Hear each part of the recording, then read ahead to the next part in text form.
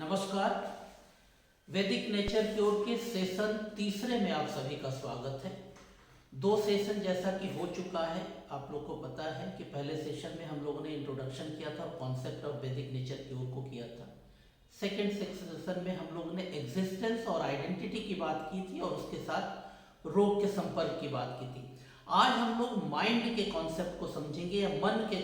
संपर्क के बारे में, मन के अस्तित्व के बारे या मन क्या है उस पर समझेंगे और उसके साथ रिलेट करेंगे कि मन के साथ हमारे शरीर का, भावनाओं का और स्वास्थ्य का और रोग का क्या संबंध है। और आगे बढ़ने से पहले जो बात बता दूं कि पूरे वीडियो को आप अंत तक जरूर देखें और उसी वीडियो के दौरान जो 3 सवाल पूछे जाएंगे बीच बीच में, उसका आपको फिर उसी तरह रिस्पॉन्स देना पड़ेगा उसी मेल पर, जिस मेल के द्वारा आपने आज के इस कार्यक्रम का लिंक मिला है आपको, तो उस पर आप भेजेंगे और वही आपकी असेसमेंट हो रही है। उसी के आधार पर आपको ई सर्टिफिकेट, जब पूरे कोर्स कंप्लीट हो जाएंगे तो ई सर्टिफिकेट उन्हीं को दिया जाएगा जो सारे रिस्पॉन्स को उन्होंने रिस्पॉन्स किया है, सारे सवालों को, असेसमेंट की प्रक्रिया को पूरा किया है। तो इसका ध्यान रखें, पूरे वीडियो के बीच बीच में जो सवालें पूछे जाएंगे उस पर आप ध्यान रखें। तो आज समय को ज़्यादा जाया ना करते हुए, और जैसा कि आप लोग को पता है कि ये पार्वती विद्यापीठ के 25वें वर्ष के पूरे होने के उपलक्ष्य में पार्वती विद्यापीठ वैदिक वर्सिटी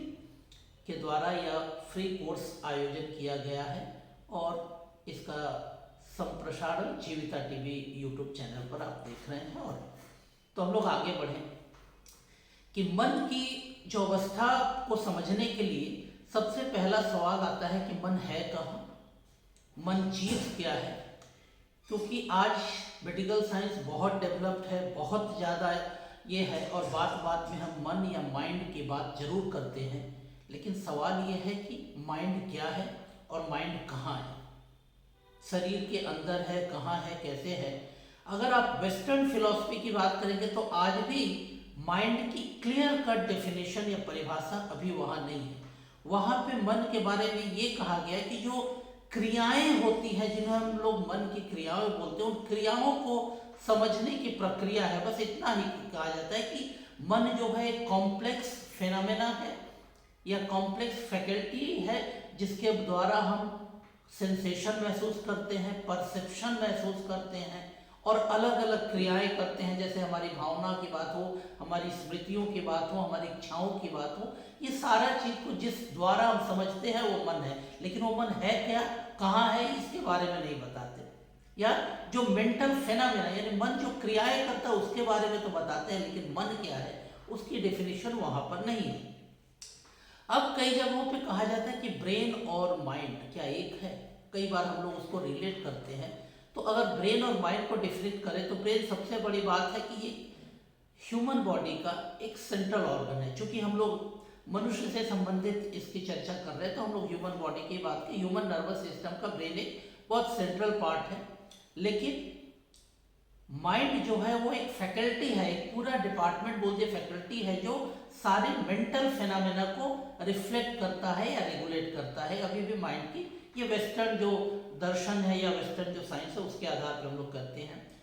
ब्रेन में ब्लड वेसल्स है, नर्व है, ठीक है। माइंड के बारे में अभी भी हाइपोथेटिकल है कि ये सेल से बना है या किसी और चीज से बना है। ये है ब्रेन का एक निश्चित शेप है, स्ट्रक्चर है, माने आकार है, उसकी संरचना है। लेकिन माइंड की वैसी कोई भौतिक संरचना या आधार नहीं, आप नहीं दिखा सकते। ब्रेन जो है हमारे गति को यानी मूवमेंट को कोऑर्डिनेट करता है, फीलिंग्स को डिफरेंट और अलग अलग फंक्शन को, शरीर को कहीं ना कहीं रेगुलेट करता है, कोऑर्डिनेट करता है। लेकिन ये जो है माइंड हमारे अंदर की कहीं ना कहीं चेतना के साथ जुड़ा है, चाहे अंतःकरण से है, चाहे हमारे थॉट प्रोसेस से हुआ है। ब्रेन को हम छू सकते हैं, देख सकते हैं, लेकिन माइंड को हम नहीं देख सकते। तो ये है कॉन्सेप्ट, यानी माइंड एक्चुअली क्या है ये हम नहीं समझते। माइंड क्या करता है उसके माध्यम से हम समझते हैं कि माइंड है, मन है। ये अवधारणा है वेस्टर्न कॉन्सेप्ट की। सेंसेशन, परसेप्शंस, डिजायर, मेमोरी, इस चीज को जो क्रियाएं करती है वो एक मेंटल फैकल्टी है, मेंटल फैकल्टी या फेनामेना जो क्रियाएं कर रही है वो माइंडल फैकल्टी है। माइंड एग्जैक्टली क्या है ये थोड़ा सा मुश्किल हो जाता है यहाँ पे समझना। अब हम आ जाते हैं कि अगर हम वैदिक कॉन्सेप्ट में आए तो सबसे पहले हम लोग जानते हैं या पिछले दिनों भी कहा है कि किसी भी संरचना के पीछे त्रिगुण की बात है, सत्व रज और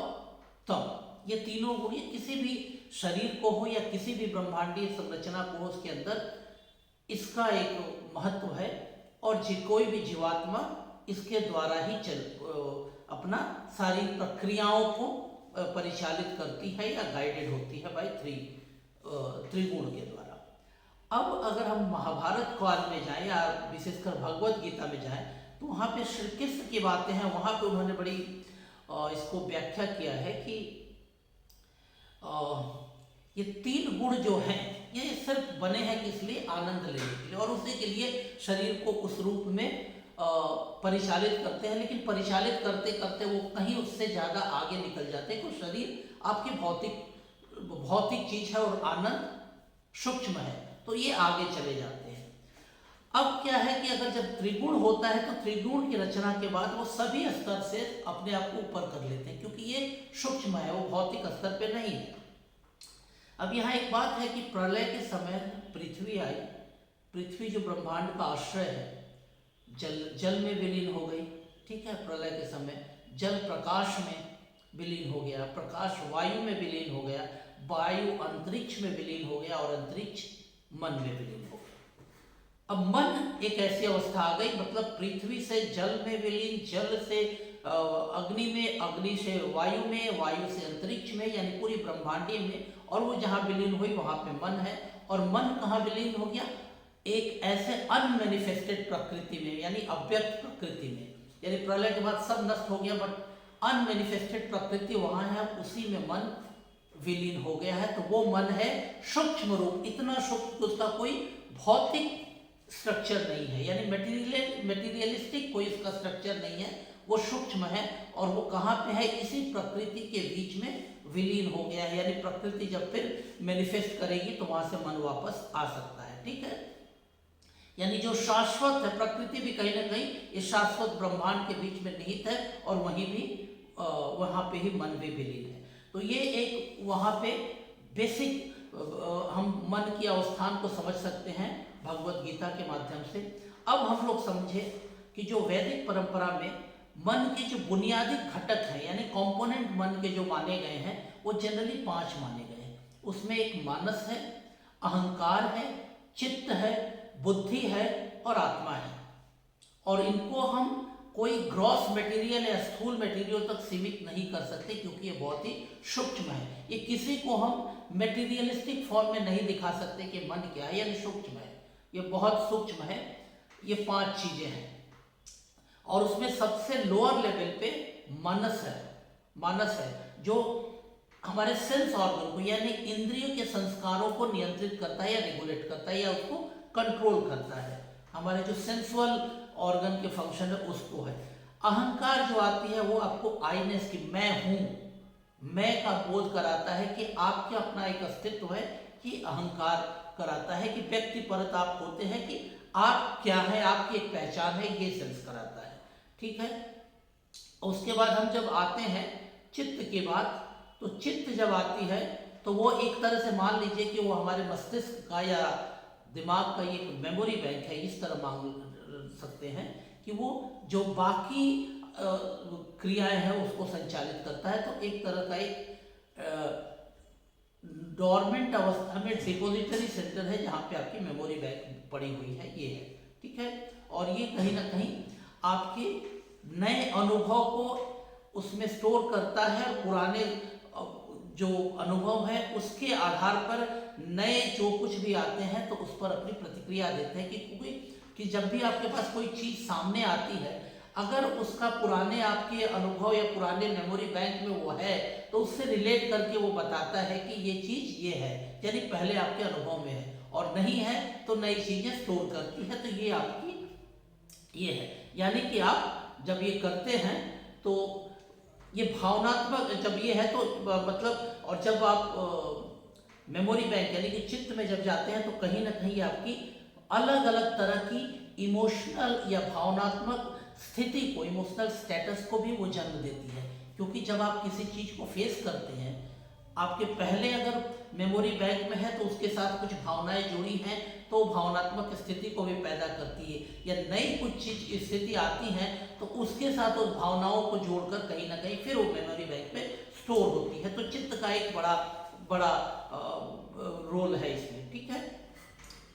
अब इस जो मानसिक परिसर या प्रेमाइसेस बोल दीजिए, जो इतना बड़ा जो चारों चीजों को हमने कहा, जो इसका जो प्रेमाइसेस मान ले इस चीज को, हम चारों चीजों को, तो वो हमारे जो कॉन्शसनेस है, चेतना के सबसे इंटरनल पार्ट है, भीतरी पहलू है, जिसे हम आत्मा कहते हैं। यानी कि हमने जो कुछ भी अभी बात की, चाहे मानस, अहंकार, चित्त और बुद्धि, ये कहीं ना कहीं आत्मा के, इनका जो ये जो है चेतना के स्तर पर आत्मा के ही पार्ट है, ठीक है। ये सारी चीज वो जो मानसिक चेतना है, मानसिक जो प्रेमाइसेस है, उसके अंदर की जो भीतरी जो पहलू है, इस चार चीजों जो है ये एक मानसिक परिसर बना रहे हैं। और इस मानसिक परिसर की जो चेतना का भीतरी पहलू है, उसे हम आत्मा कहते हैं, ठीक है। अब इसको हम लोग अलग रूप में करें कि अगर हम चेतना को, चूंकि हमने पहले बात की कि मानस कहाँ है, मन कहाँ है, कहीं ना कहीं प्रकृति में विलीन है। और प्रकृति में जब विलीन है तो सुपर कॉन्शसनेस या सुपर चेतना की एक बात है, वहां से आ रही है धीरे धीरे मानस। तो यानी कि व्यक्तिगत जो मन है, आप एक व्यक्ति के बोलेंगे कि इसका मन क्या है, उसका मन क्या है, तो व्यक्तिगत मन मस्तिष्क तो बिल्कुल ही नहीं है, या सिर्फ मस्तिष्क नहीं है, क्योंकि उसका प्रभाव मस्तिष्क में है।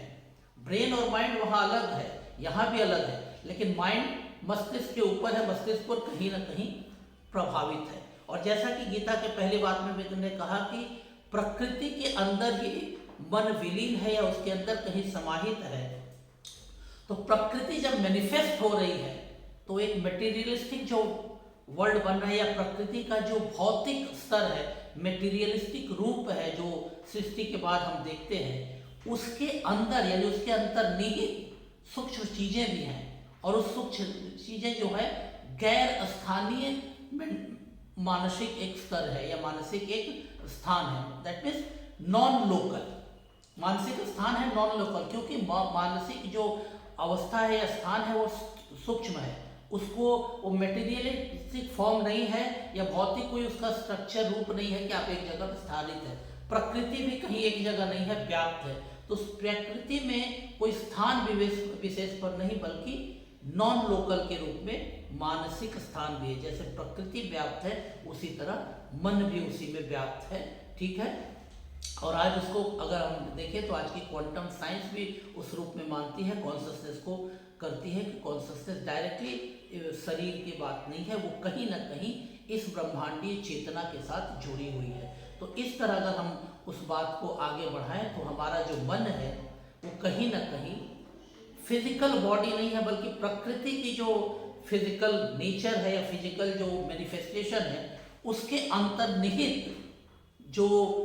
क्रियाएं हो रही उसके अंदर एक नॉन लोकल पोजीशन में माइंड ये है। अब वो माइंड एक व्यक्ति का परसेप्शन है या ब्रह्मांडीय माइंड का पार्ट है, ये एक अलग बात है। लेकिन कहीं ना कहीं जब व्यक्तिगत स्तर पर देखते हैं तो व्यक्ति के शरीर और यूनिवर्सल कॉन्शसनेस के बीच में जो एक परिधि है, जो चेतना जोड़ती है, वो है आपका माइंड। तो ये स्थिति है माइंड की। अब और स्तर पे थोड़ा सा बढ़ें तो हमारे, जैसा कि आप जानते होंगे, उपनिषदों में कहा गया है, तैत्तिरीय उपनिषद में 5 कोशों की बात कही गई है। यानी कि हमारा जो अस्तित्व है, इसको शरीर के रूप में मत मानिए, अस्तित्व जो है 5 स्तर पे है। एक तो हम जो शरीर देखते हैं वो शरीर है, वो भौतिक स्तर है, जिसको अन्नमय कोश कहते हैं। और एक जो है हमारा प्राणमय कोश है, जो प्राणिक एनर्जी है। एक मनोमय कोश है, उसके बाद एक विज्ञानमय कोश है, एक आनंदमय कोश है। आनंदमय कोश बहुत ही सूक्ष्म है और आनंद कहीं ना कहीं हर चीज से परे है। तो इस जब 5 कोश की बात करते हैं तो सबसे बड़ी बात है कि यहाँ शारीरिक स्तर है, मानसिक क्रियाएं हैं। अगर इसको थोड़े भाग में अगर हम शरीर को रूप में पहले सोचे या एक अस्तित्व के रूप में सोचे तो एक शारीरिक क्रियाएं हैं या शारीरिक प्रक्रिया है, एक मानसिक प्रक्रिया है, और इन दोनों के बीच एक ऊर्जा का क्षेत्र है या ऊर्जा की क्रियाएं हैं, या यूँ कह दिए कि प्राणिक क्रियाएं हैं जो इन दोनों को जोड़ता है। ठीक है, यानी हर व्यक्ति 3 स्तर पर है। निचले स्तर पर शारीरिक भौतिक स्तर है, उसके बाद ऊर्जा का स्तर है, उसके उच्च स्तर पर है उसके विचार है, जो मानसिक हम लोग कहते हैं वो विचार है। क्योंकि ये तीनों स्तर आपस में जुड़े हुए हैं, ठीक है। और भौतिक स्तर पर क्योंकि अगर हम एक व्यक्ति को अवधारणा जब करते हैं, एक व्यक्ति की आइडेंटिटी की बात करते हैं, तो उसमें उसकी चेतना की भी बात आती है और उसकी शारीरिक उपस्थिति की बात आती है। जब तक व्यक्ति के रूप में वो है तो उसका शरीर भी वहाँ पे है, और शरीर के माध्यम से क्रियाएं हो रही है, तो वहाँ पे ऊर्जा का भी प्रभाव है, और उसके माध्यम से उसके विचार भी आ रहे हैं, तो वो भी तीनों स्तर पे है। तो इसलिए भौतिक स्तर पर अब जो उसकी ऊर्जा की स्थिति है, भौतिक स्तर पर हम ऊर्जा के इनपुट पर या भौतिक स्तर पर करें या मानसिक स्तर पर इनपुट द्वारा बदल सकते हैं ऊर्जा की स्थिति को। अब या तो ऊर्जा की स्थिति को हम भौतिक स्तर पर ही रखें, या ऊर्जा की स्थिति को मानसिक स्तर पर रखें, या आस्ते आस्ते हम और ऊपर ले जाएं और धीरे धीरे हम आनंद की स्थिति में ले जाएं। यानी कि जो ट्रांसफॉर्मेशन होगा या एक व्यक्ति की रूपांतरण होगी, या एक व्यक्ति के जो व्यक्तित्व का विकास होगा, या जो व्यक्तित्व का रिफ्लेक्शन होगा, उसमें रिफ्लेक्शन के लिए ऊर्जा आवश्यक है। वही उसके हर स्तर को जोड़ता है, और उसको में ऊर्जा को हम किस रूप में रूपांतरित कर रहे हैं या किस रूप में ऊर्जा का उपयोग कर रहे हैं, तो उस स्तर पे उस इनपुट को, ऊर्जा को कैसे हम यूज कर रहे हैं, और उस आधार पर हम कोई भी स्तर, इधर फिजिकल लेवल यानी कि भौतिक स्तर या मानसिक स्तर को हम बदल सकते हैं। यानी एक व्यक्ति को हम जो है वहां से रूपांतरित कर सकते हैं, सिर्फ ऊर्जा का के इनपुट के माध्यम से कैसे हम ऊर्जा को वहां पे उपयोग कर रहे हैं। जब ऊर्जा बहुत ज़्यादा एजिटेटेड होती है, उत्तेजित होती है, या बहुत ज़्यादा ये में होती है, तो वो रज तत्व की बात होती है, जो त्रिगुण की बात होती है। और जब बहुत ज़्यादा सुस्त हो जाएगी, लेथर्जिक हो जाएगी, तो तम की बात आती है कि तम का प्रभाव है। और जब बिल्कुल बैलेंस, इक्विलिब्रियम या संतुलन की अवस्था में आएगी, तो सत्व की बात आती है। अभी ऊपर के जो तीनों अवस्था है या तीनों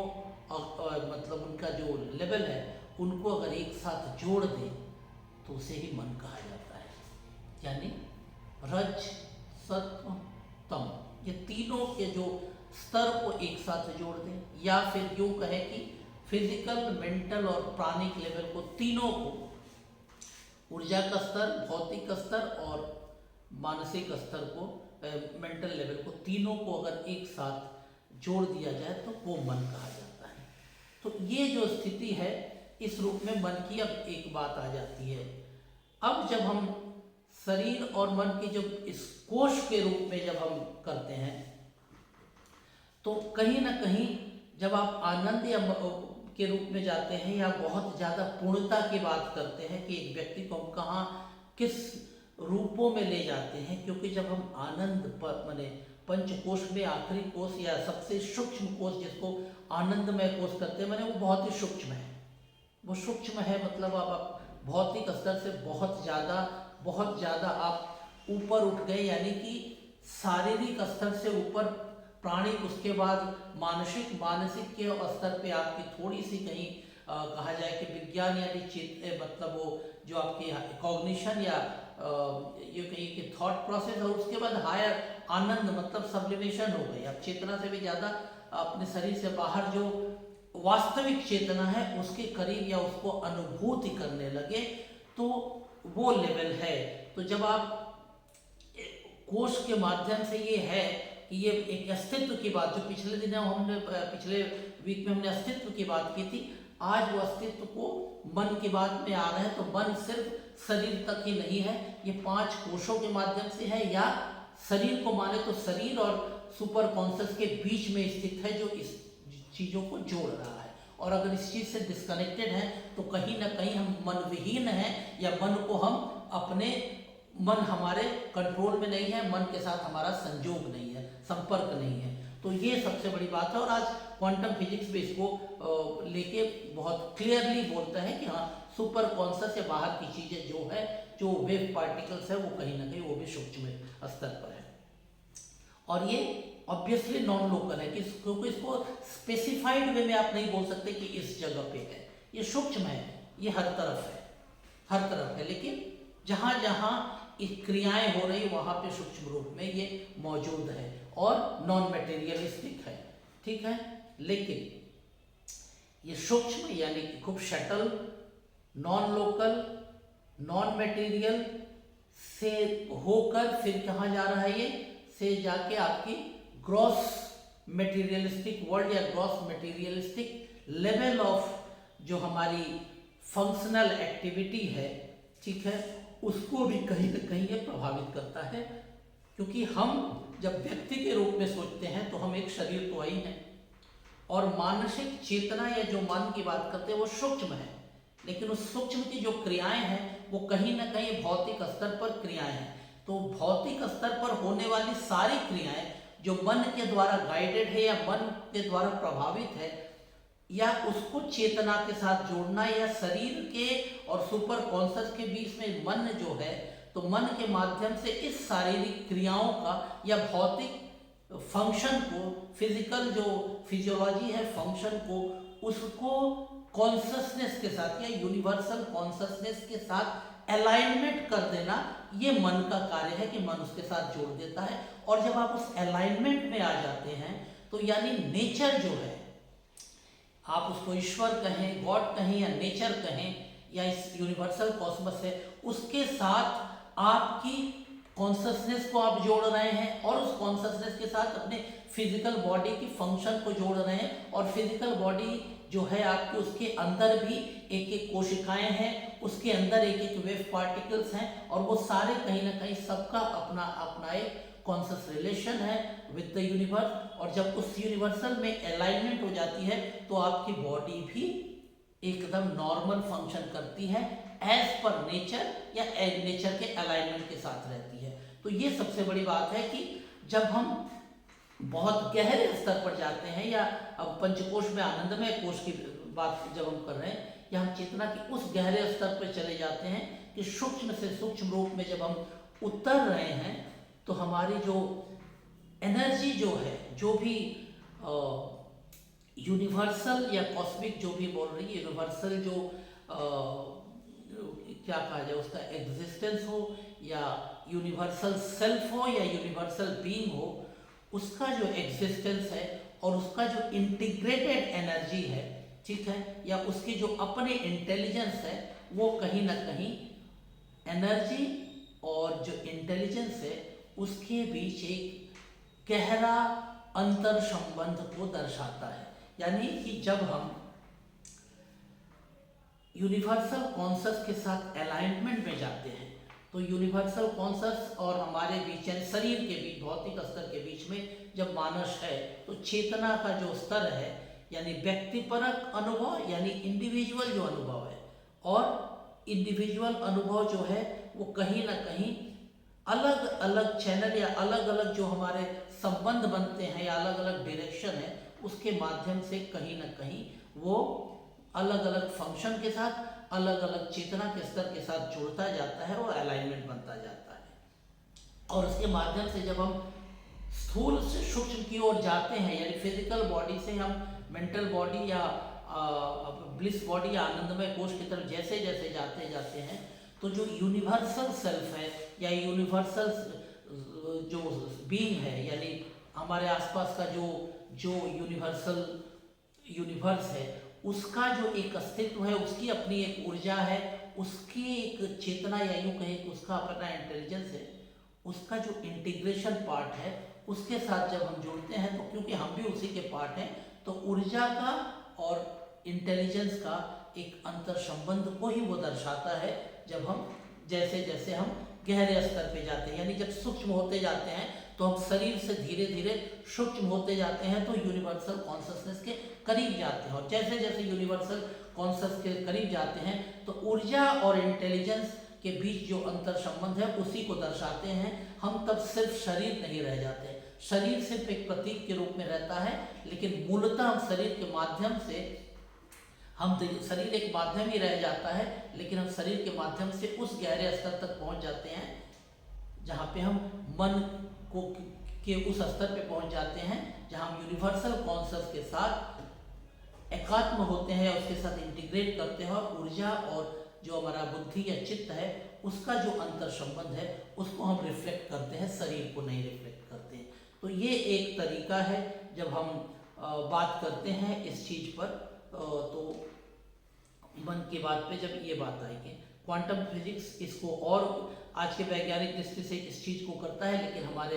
वैदिक साइंस में ये बहुत पहले से हो रहा है। तो चूंकि हम लोग मन की बात इसलिए कर रहे हैं कि जब हम शरीर के रोग की बात, मैं इस विषय पर फिर आता हूँ, लेकिन चूंकि हम सब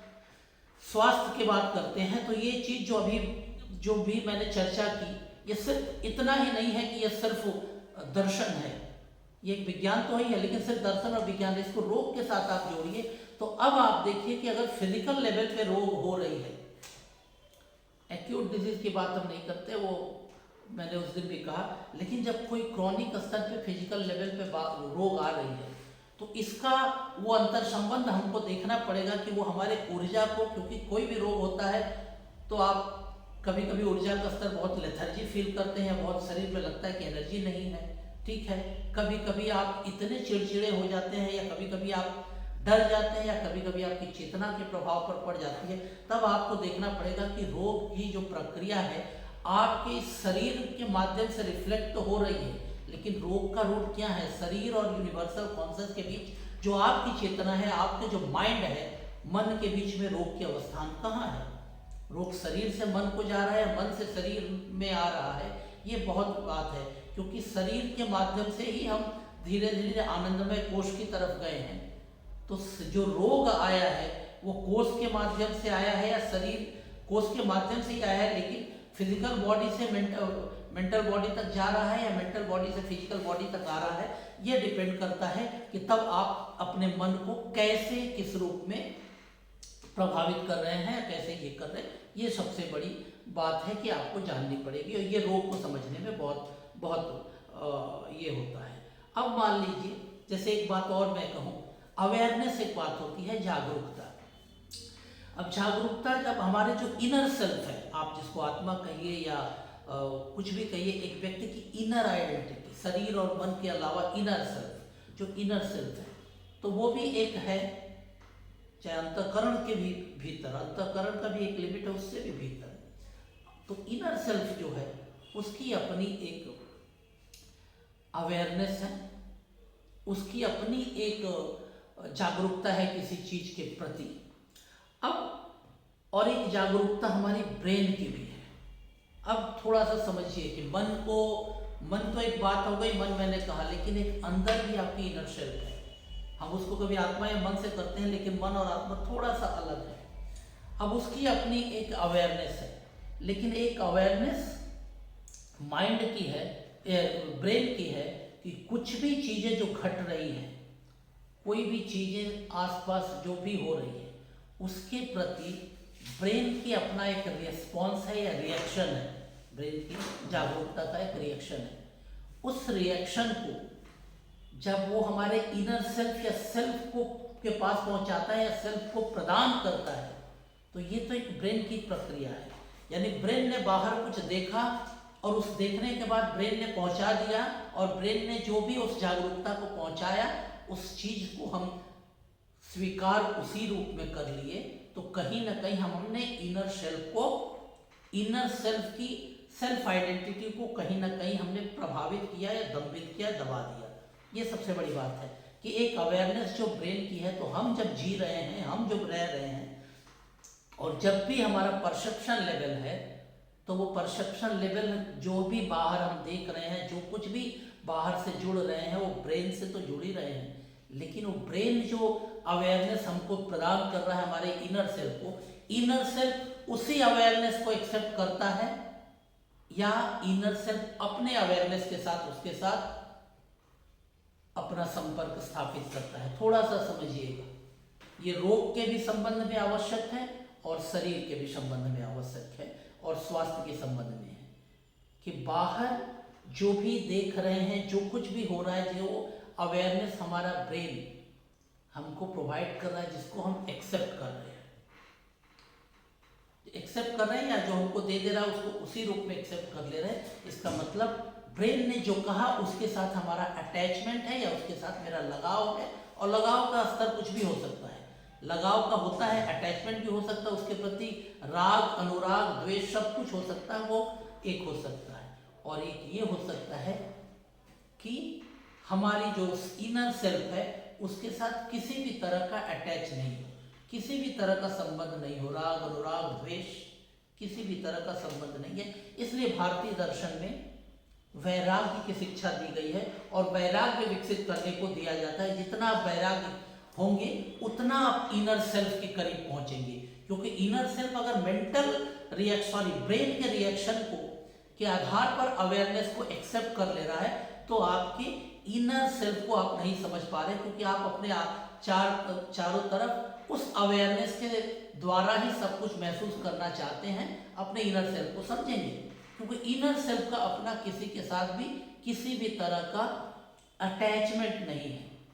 लेकिन अटैचमेंट या उसका रिस्पॉन्स क्या है, वो है हमारे ब्रेन के अवेयरनेस के माध्यम से, यानी न्यूरोलॉजिकल जो अवेयरनेस ब्रेन किसी चीज को दे रही है और उस चीज को अगर हम एक्सेप्ट कर रहे हैं और उसी चीज को मान के चल रहे हैं तो फिर हम अपने इनर सेल्फ से थोड़ा दूर है। और जब हम वैराग्य के स्तर पे जाएंगे, वैराग्य का मतलब ये नहीं कि सन्यासी हो जाए, लेकिन जो कुछ भी ये न्यूरोलॉजिकल रिस्पॉन्स है या ब्रेन का जो अवेयरनेस आपको पहुंचा रहा है, उस चीज को हम सिर्फ साक्षी भाव बन जाए, सिर्फ देखें कि हाँ ये भी एक रिस्पॉन्स है, ये भी एक प्रतिक्रिया है बाहर की चीजों के बारे में, ये भी एक इंफॉर्मेशन है, जस्ट उसको देखिए, उसके साथ जुड़ नहीं जाए, जुड़ के साथ उसके साथ भाव न बना ले कि या तो ये हमको पाना है या इसको छोड़ना है, उस रूप में ना हो जाए। इसलिए कहा जब वैराग्य की बात आएगी तो हम उसके साथ डिटैच नहीं होंगे, तब हम अपने इनर सेल्फ को समझेंगे, क्योंकि इनर सेल्फ वही है, इनर सेल्फ सिर्फ अंदर सेल्फ में है, वो किसी के साथ अटैच नहीं है। और यही कहा जाता है कि जब आप जितना ज़्यादा सेल्फ के करीब पहुंचेंगे उतना ज़्यादा, क्योंकि सेल्फ जब आएगा तो सेल्फ के बाद आप माइंड और माइंड के बाद यूनिवर्सल कॉन्सेप्ट यानी आप चेतना के करीब पहुंचेंगे। तो ये आपको थोड़ा तो समझ में आ गया। और यहाँ पे मैं आज के 2 सवाल भी बोल दूं कि अब आप अपने स्तर पे जरूर सोचिएगा कि जब आप मन की बात करते हैं तो आपका मन किस स्तर पे रुका हुआ है, कहाँ पे है, शरीर के इच्छाओं पर निर्भर है, शरीर के बाहर की इच्छाओं पर निर्भर है। आप अपने आप को देखिएगा, या आपके अंदर शरीर के या किसी भी तरह के नॉर्मल एक्टिविटी से अलग मानसिक स्तर पर या शारीरिक स्तर पर कहीं भी आप जिस चीज को इलनेस बोल सकते हैं या एबनॉर्मल फंक्शन बोल सकते हैं, डिजीज बोल सकते हैं, उस समय आपका मन कहाँ है, जो डिजीज है उसको आप किस रूप में देख रहे हैं, और वो देख रहे हैं, वो जो देख रहे हैं वो आपका भौतिक रूप में देख रहे हैं या उसको मन के रूप में देख रहे हैं, कि ये एक सवाल है। अभी तक का जो डिस्कशन हुआ उसके आधार पर आज का ये सवाल है। अब हम आगे बढ़ते हैं कि जैसा कि मैंने कहा कि जब हम अवेयरनेस से जब हटते हैं तो धीरे धीरे सेल्फ की ओर बढ़ते हैं, और सेल्फ की ओर बढ़ने के लिए जरूरी है कि हम मेंटल फिनोमेना को ब्रेन की जो फिनोमेना है, जो न्यूरोलॉजिकल फिनोमेना, न्यूरोलॉजिकल अवेयरनेस है, उसको साक्षी भाव से देखें, उसमें हम इन्वॉल्व नहीं हो जाए, इंडल्ज नहीं हो जाए। जब इंडल्ज हो जाएंगे तो हम इनर सेल्फ को समझ ही नहीं पाएंगे, हम उस जो ब्रेन फंक्शन है, जो ब्रेन अवेयरनेस लेके आ रहा है हमारे पास, जो चीज़ जिस रूप में ले आ रहा है उसमें हम इन्वॉल्व हो गए, हम तटस्थ होकर नहीं देख रहे कि ठीक है वो भी एक इन्फॉर्मेशन, उसको गैदर करें। यहीं पे एक बात आती है कि जब आप अपने हर व्यक्ति का एक परसेप्शन लेवल है, बाहर की दुनिया को एक व्यक्ति जिस रूप में देख रहा है, दूसरा व्यक्ति दूसरे रूप में देख रहा है। आंखें वही है, पीछे ब्रेन वही है, शरीर वही है, लेकिन हर आदमी अलग अलग से देखता है। क्यों? क्योंकि सबका जो है यही अवेयरनेस से देख रहा है, और वो अवेयरनेस कहीं ना कहीं लोअर लेवल पे है, या ये न्यूरोलॉजिकल रिएक्शन की तरफ है, या कहीं ना कहीं उसमें वो इंडल्ज है, वो अपनी चेतना के स्तर पे नहीं गया है। अगर चेतना के स्तर पे जाएगा तो वो चेतना कहीं ना कहीं उसको निकलनी पड़ेगी, और वो चेतना का हायर लेवल पे जाएगा तो यूनिवर्सल कॉन्शस से जुड़ेगा, और यूनिवर्सल कॉन्शस से जुड़ेगा तब उसका विस्तार होगा। और असल में वही होता है कि माइंड की बात है कि वो विस्तार है। तब जब आप विस्तार करते हैं तो आप शरीर नहीं रहते, शरीर के बाहर यूनिवर्सल कॉस्मस से जुड़ते हैं, और जब कॉस्मस से जुड़ते हैं तो आपका विजन और आपकी परसेप्शन एक हो जाती है, एक ही तरह की हो जाती है। लेकिन जब तक अलग हैं तो परसेप्शन आपका अलग अलग होगा, क्योंकि तब आप कहीं ना कहीं जो फिजिकल लेवल की प्रक्रियाएं हैं, क्रियाएं हैं, वो आपको प्रभावित कर रही हैं, या आप उसके अंदर डूब गए हैं, उससे ऊपर नहीं निकल पा रहे हैं, आपके इनर सेल्फ से नहीं जुड़े हैं, आपके चेतना को के उस स्तर पर नहीं जुड़े हैं, और चेतना का जो सुपर कॉन्शियस से रिलेशन है उससे नहीं जुड़े हैं, और अपने शरीर, मन और उसके जो प्राणिक चैनल है उसके साथ सुपर कॉन्शियस का आपने अलाइनमेंट नहीं किया है। तो इसलिए ये जरूरी है कि जब आप यूनिवर्स इंडिविजुअल सेल्फ को नहीं समझ पाएंगे तो कहीं ना कहीं आप अपने से ही कटे हुए हैं इस पूरे यूनिवर्सल कॉन्सेप्ट से। और परसेप्शन का लेवल, देखने का, अनुभूत करने का लेवल अलग होता है, क्योंकि वो आपका अपना परसेप्शन है ही नहीं। वो जो एक फिजिकल प्रक्रियाएं हैं उसके स्तर पे जो दिख रहा है वही आप उसी को मान ले रहे हैं, उसके अंतर्निहित नहीं जा रहे हैं, या उससे अपने आप को डिटैच होके अपने इनर सेल्फ को नहीं देख रहे हैं। तो ये एक चीज है कि एक सवाल तो मैंने कह दिया। दूसरा सवाल ये भी है कि आप स्वस्थ जब रहते हैं और डिजीज में रहते हैं, आप अपने आप के परिवेश को कैसे देखते हैं, या आपके अंतर संबंध जो आपके अपने पर्सनल रिलेशन है, चाहे आपके फंक्शनल लेवल पे हो, आपके वर्किंग एरिया में हो, या फैमिली में हो, उसका देखने का परसेप्शन क्या होता है, स्वस्थ रहने के समय में या अस्वस्थ होने के समय में क्या रहता है। दूसरी बात है कि जब परसेप्शन का लेवल दो व्यक्तियों के बीच में एक सामंजस्य नहीं बढ़ा पाता है तो उस रूप में आपको कैसा महसूस होता है, और आप उस दूसरे को उसके लिए कितना ब्लेम करते हैं या किस रूप में एक्सेप्ट करते हैं, ये सबसे बड़ी बात है। ये 3 सवाल आज का रहा, लेकिन अभी हम लोग और थोड़ा सा आगे बढ़ें कि तो ये तो एक बात हो गई कि हम लोगों ने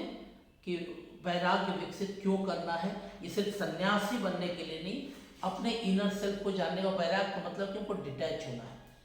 एक्सेसिव इन्वॉल्व नहीं होना। एक्सेसिव इन्वॉल्व होने का मतलब है कि हम अपने इनर सेल्फ से डिटैच हो रहे हैं और अपने अंदर की इनहेरेंट जो एनर्जी है, जो ऊर्जा है, जो मैं शरीर को और मन को जोड़ के रखी है, और मन हमको कहीं ना कहीं प्रकृति के साथ और प्रकृति के पीछे जो यूनिवर्सल कॉस्मस है उसको जोड़ रहा है, तो उस एनर्जी को हम कहीं ना कहीं डिस्ट्रॉय कर रहे हैं अनवांटेड एक अटैचमेंट के साथ, जो आज नहीं कल खत्म ही हो जाएगी। तो ये चीजों को थोड़ा सा ये किया जाता है। आगे के जो हमारे ऋषि थे वो कहीं ना कहीं ये क्वांटम फिजिक्स या क्वांटम साइंस आ जाए यहाँ, इस चीज को वो आज जो भी बोला जा रहा है शायद वो बहुत अच्छे से समझते थे, लेकिन उस चीज को आम लोगों को जितनी वो जो विज्ञान है आम लोगों को आम भाषा में समझा देना उतना ही कठिन रहा होगा। आज भी कठिन कि क्वांटम साइंस पढ़ के सब लोग नहीं समझ, इसलिए उन लोगों ने शायद प्रतीकों का सहारा लिया, कहानियों के सहारा लिए, कई सूत्रों का लिया कि उस आधार पे चीज को समझा। इसलिए कभी कभी कहीं रूपक बनाए गए, कई सिंबल लिए गए, उस रूप में बनाया गया है। और इसलिए कॉन्सेप्ट, सुपर कॉन्सेप्ट और कई चीजों को उन्होंने ये किया कि अब देखिए दुनिया जो है या संसार जो भी है, हम जब इसको थोड़े से व्यापक स्तर पर देखते हैं तो ये एक जो यूनिवर्सल कॉन्शसनेस है उसी का एक प्रक्षेपण मात्र है, या उसी का एक मैनिफेस्टेशन है। आज क्वांटम फिजिक्स या फिजिक्स में भी जाए कि वेव पार्टिकल से कैसे कैसे अल्टीमेटली लाइफ इवोल्यूशन हुआ और ये टोटल चीज़ें बनी, सबसे पहले क्वांटम ये होगा। तो उन्होंने उसको कहा कि सुपर कॉन्शस है, उसी का एक प्रक्षेपण मात्र है। यानी अब जो हम व्यक्ति के रूप में आते हैं, यानी अल्टीमेटली या रियल में जो यूनिवर्सल कॉन्शसनेस है उसी का मैनिफेस्टेशन है, अलग अलग चीजें जो नेचर में आई है। अब इंडिविजुअल जो कॉन्शसनेस है, यानी कि अगर व्यक्ति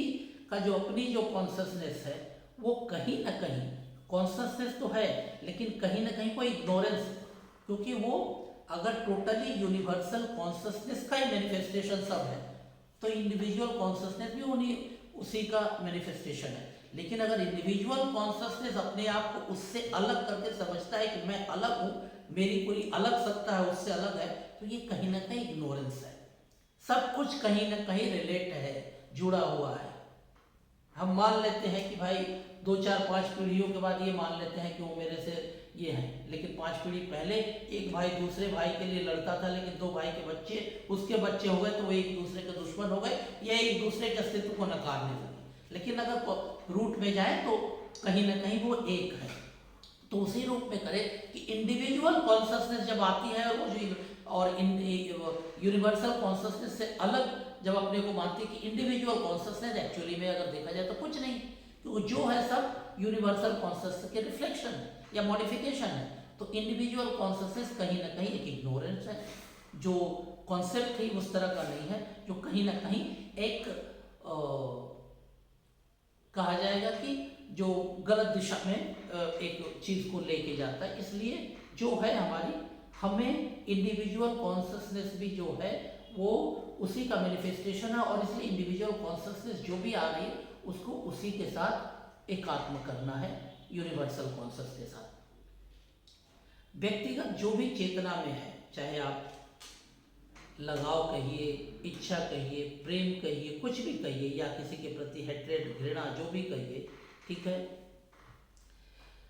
ये हम जब भी इसमें पढ़ते हैं तो हम कहीं ना कहीं यूनिवर्सल कॉन्शसनेस से अपने को डिटैच करते हैं। और ये सबसे बड़ी बात है, जब आप चिकित्सा के क्षेत्र में हैं तो ये इस चीज को समझिएगा कि जब आप यूनिवर्सल कॉन्शस के ही मैनिफेस्टेशन है तो जो कुछ भी है वो यूनिवर्सल कॉन्शसनेस का मैनिफेस्टेशन है, और उससे डायरेक्टली और इनडायरेक्टली आप भी जुड़े हुए उसके भी कॉन्शसनेस से। तो किसी के प्रति अत्यधिक प्रेम या किसी के प्रति अत्यधिक घृणा, लगाव, द्वेष कुछ भी है, तो ये कहीं ना कहीं यूनिवर्सल कॉन्शसनेस के साथ जो आपकी अलाइनमेंट है उससे आप अपने को अलग कर रहे हैं, या उस अलाइनमेंट को आप यूं कहिए उस सॉफ्टवेयर को आप खराब कर रहे हैं, उसके फॉर्मेट को खराब कर रहे हैं, और इसलिए वो काम सही नहीं कर पा रहा है। इसलिए आप उस जो यूनिवर्सल कॉन्शसनेस का मैनिफेस्टेटेड एक कॉन्शसनेस इंडिविजुअल सेल्फ है उसको आप रोगग्रस्त कर रहे हैं। यानी मन सिर्फ इतना ही नहीं है, मन इस सारी शरीर के उस हर चीज से जुड़ा हुआ है और उस कॉन्शसनेस से जुड़ा हुआ है, और उस कॉन्शसनेस के साथ अगर आप नहीं जुड़ते हैं तो इसका मतलब है कि आप इस जो इंडिविजुअल कॉन्शस है, कॉन्शसनेस या इंडिविजुअल कॉन्शस अलग मान है, उसके जो अलाइनमेंट है, या मॉडर्न फिजियोलॉजी की बात में कहें कि फिजियोलॉजी है मॉडर्न साइंस के हिसाब में, कि जैसे आपकी सांसें नॉर्मल चलती है, आपके बाउल्स मूवमेंट नॉर्मल चलते हैं, आपके हार्ट नॉर्मल चलते हैं, तो आप जब इस तरह का अत्यधिक प्रेम या हेट्रेड या कुछ भी इस तरह का करते हैं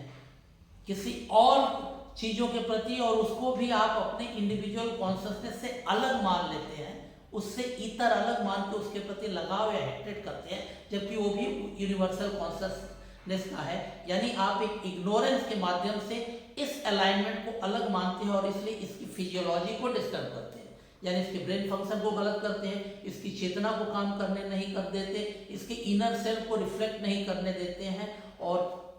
अलग अलग की चीज़ों को जोड़ के अपने शरीर के हर हार्ट को, लंग्स को, सबको प्रभावित करते हैं, और आप रोगग्रस्त होते हैं, इस शरीर को रोगग्रस्त करते हैं। तो मन की प्रक्रियाओं में, यानी यूनिवर्सल कॉन्शसनेस से डिटैच हो रहे हैं आप, तो कहीं ना कहीं आप इस अलाइनमेंट से कट रहे हैं। इसलिए आज की तीसरी और आखिरी सवाल यही है कि आप अपने आप को मन शरीर के बीच में कहाँ पाते हैं, आप यूनिवर्सल कॉन्शसनेस के साथ कितना अपने आप को इंटीग्रेट या डिसइंटीग्रेट पाते हैं, और आपके शरीर की नॉर्मल फिजियोलॉजी कहाँ किस रूप में कितना ज़्यादा यूनिवर्सल कॉन्शसनेस के साथ अलाइन है। यानी आप दूसरे चीज को या दूसरी किसी भी अस्तित्व को आप अपने से अलग मानते हैं कि या नहीं, आप उससे अलग मान के उसके प्रति आप कैसे तादात्म्य या उसके साथ संबंध कैसे रखते हैं। कोई ऐसा कॉन्शसनेस, कोई दूसरी व्यक्ति या दूसरा व्यक्ति है, उसके कॉन्शसनेस को या उसके एग्जिस्टेंस को आप किस रूप में स्वीकार करते हैं। आपके जीवन में क्या सब कुछ है, या आपके अंदर भी इस तरह के रोग है, या इस तरह के लव, हेट्रेड, एनवी, जेलसी, ये सब कुछ अगर कहीं है, तो जहाँ भी है उसके पीछे आप उसको किस स्तर तक आप अपने को सही और दूसरे को दोषी मानते हैं, और उस लेवल पे आपका कॉन्शसनेस का लेवल क्या रहता है। ये 3 सवाल आज के लिए है। तो आज हम लोग तीसरी चीजों पर आ गए। अब अगले दिन हम लोग बात करेंगे, सत्य पे बात करेंगे, क्योंकि माइंड की बात हो गई और माइंड बॉडी की बात हो गई, हमने वैदिक कॉन्सेप्ट में। अब सत्य है, ये भी एक सूक्ष्म तत्व है कि क्या सत्य सही में आपको प्रभावित करता है। सत्य बोलना या सत्य के बीच रहना सही में आपके शरीर को, हार्ट को, लंग्स को या आपके फिजियोलॉजिकल फंक्शन को प्रभावित करता है या नहीं, इस पर हम चर्चा करेंगे। लेकिन एक बात आप सभी से ये है कि रिस्पॉन्स जो भी है, आप पूरा असेसमेंट का रिस्पॉन्स करिए, जो भी सवाल दिए गए हैं, और वीडियो पूरा देखेंगे तो आपको हर वीडियो में हम लोग बता दे रहे हैं और ये कर रहे हैं। कुछ लोग व्हाट्सएप पे पर्सनल लेवल पे या मेल पे अलग लेवल पे या सोशल मीडिया की किसी और पोस्ट पे लिखते हैं कि सर्टिफिकेट हमारा कैसे मिलेगा। सारी चीज़ें वीडियो में हम लोग बार बार बता दिए हैं कि हर एपिसोड का जो असेसमेंट है, उस असेसमेंट को रिजॉल्व आप ये दीजिए, वो रिकॉर्ड हो रहा है। जब सारे सेशन कंप्लीट हो जाएंगे तो जिन जिन लोगों ने असेसमेंट कंप्लीट किया है उनकी ई सर्टिफिकेट भेज दी जाएगी। इतना बोलने के बाद भी अगर कुछ लोग फोन कर रहे हैं या मैसेज कर रहे हैं, इसका मतलब वो शायद ये सारी प्रक्रियाओं को ठीक से उन्होंने सुना नहीं है। तो उनसे निवेदन है कि पूरे वीडियो को क्लियरली देखें और असेसमेंट को रिस्पॉन्स करें। हमारा 3 एपिसोड हो गया और बहुत से लोग असेसमेंट दे दिए हैं, और 1-2 एपिसोड के बाद हम लोग असेसमेंट को लिमिट कर देंगे कि एपिसोड जिस दिन हो रहा है उससे 2 दिन या 3 दिन के अंदर ही असेसमेंट देना होगा। उसके बाद कोई करेंगे तो हम लोग एक्सेप्ट नहीं करेंगे, क्योंकि आपका एक समय है, क्योंकि हमारी भी प्रोसेस है कि उसको हम लोग को फॉलो अप करना। हर दिन का एपिसोड अगर देखना है, अगर कोई 4 हफ्ता या 5 हफ्ते बाद कोई पहले सेशन का रिस्पॉन्स करता है, तो उस समय तक हम लोग 3 एपिसोड का असेसमेंट कंप्लीट करके रख लेंगे कि हाँ कितने लोगों ने असेसमेंट दिया, कितने लोगों ने सही दिया। तो अब हम 4थे एपिसोड में जाएंगे, तब अब कोई आके भेजता है तो हमारे लिए मुश्किल हो जाएगी। तो और 1-2 एपिसोड के बाद हम लोग उसको भी रिस्ट्रिक्ट कर देंगे कि एपिसोड जिस दिन हम लोग सेशन ये कर रहे हैं उससे 2 या 3 दिन के अंदर आप सभी कर दीजिए। और कृपया सेशन को पूरा वीडियो को ये करिए, क्योंकि इसके बाद ये सेशन जब ये कोर्स कंप्लीट हो जाएगा तो उसके बाद और भी कई चीज़ें हैं। तो ये अगर आप पूरे फॉलो नहीं करेंगे तो अगले लेवल पे कुछ भी काम होगा तो आपके लिए ही, जो लोग नहीं ठीक से फॉलो करेंगे, समझना मुश्किल होगा। तो आज के लिए इतना ही। नमस्कार, धन्यवाद। और आप लोग इतना ध्यान रखिए कि इस शेयर को, आप वीडियो को शेयर भी कर सकते हैं, अपने व्हाट्सएप स्टेटस पे भी लगा सकते हैं, और मित्रों को भी भेज सकते हैं जो देखना चाहें, जो अपना फीडबैक देना चाहें। और आप भी अपने कमेंट करिए और आगे क्या सुनना चाहते हो वो भी बताइए। धन्यवाद, नमस्कार।